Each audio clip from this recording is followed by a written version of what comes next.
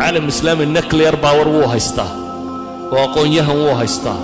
ودلين وو هايستا ودقالة وو هايستا ودول وو هايستا وحولا وو هايستا ووح بنا آدم وقبه هي الدنيا كنا ولي مجرو ورباهنتان أيليهين راشينكو سبوتنيك ميال إلهنا أي واحد صار تقرير واحد هذين ماذا سيحدث إذا اتحد العرب محد دون إذا كان عدونا بيدا هدي عربي مدودة هذا مسلم كردن ماها وأنت عرفتها هذين هدي عربي مدودة ما صبح لها هذا سيدة قضبة صوص عضاء من لها هدي عربي مدودة الناتج القومي GDP وحصو صار كوطن وحنا قندونا 5 تريليون 990 بليون دولار بنقندونا يعني إنتاج كده محلي وحصو صار كمركا عرب لا يسكت روح نقنيا حوالي 6 تريليون ودو سنة كيبا وحنا بكبضنا دونا قرب إليه مريكا يا تشاينا يا الاتحاد الأوروبي مركا وطن كأفراد الدنيا وقلنا قال وين بين نقندونا dhulka ay degayiin intay leegtay haday isku darsadaan bay dhaayeen carabta sheegata 13 milyan iyo 500 oo kun oo kilomitir murabbac bay leeyihiin dhul ah sukaanta degani way misadadkoodu waa 385 milyan wadanka saddexaad ee dunida ay noqonayaan China iyo India qura carab ka badanaysa marka la isku daro wadanka saddexaad ee dunida ay noqonayaan ciidankoodu intuu leekaanayaa bay yidhaahdeen ciidanka carbeed bay yidhaahdeen waxay imika haystaan haddii la isku daro 4 milyan oo askari 9,000 oo diyaaradood oo dagaal 4,000 oo diyaaradood oo helikobtara 19,000 oo dabaabadood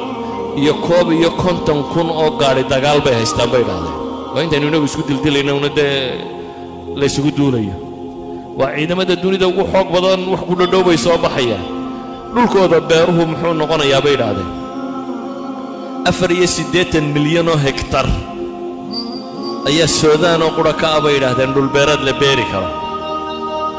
taa macnaheedu waxa weeyaan bay yidhaahdeen Suudaan hadday beertaan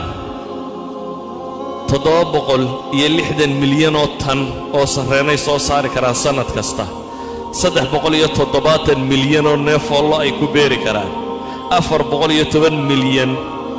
oo neef oo adhiyay beeri karaan 850 milyan oo digaag ay samayn karaan waxay yidhaahdeen saxaaraha Liibiya oo qura 8% ka mid ah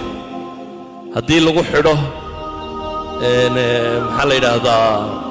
solar system haddii lagu xidho 8% saxaaraha Liibiya oo kaliya 20 milyan oo megawatt hour buu soo saaraya yani dunidu leyd uma baahna saxaaraha ku yaala Liibiya 8% ka mid ah haddii loogu xidho bahalkaasi dunidu waxay nal u baahanto dhan iyaga sabalay garan kara bay leeyihiin waxay tilmaamaan shidaalka dunida 24 milyan oo barmiil bay maalin kasta soo saaraan macnaheedu waxa weeyaan waxa shidaal dunida laga soo saaro thuluthkeed ay carabi soo saartaa wax ku dhadhow zakada bay yidhaahdeen xoolahooda 2.5 ka ah xoolaha maxfuudka oo qudhe bangiyadooda yaalla haddii laga bixiyo 29 milyan 29 bilyan oo dollar oo zakaaba sanad walba ka baxaya iyagu dee zakada cidda la siinaya ma yaqaaniin xaqi dhismahay ula kaceeneen waxay yidhaahdeen haddii dhismo lagu dhiso sanad kasta waxay dhisi karaan bay yidhaahdaan 25 magaalo oo min 1 milyan oo qof ku nooshahay oo 10 dhakhtar oo midkiiba uu qaadi karo 550 sariirood oo leh 20 iskuul oo iskuul kasta uu dhigan karo 3,000 oo arday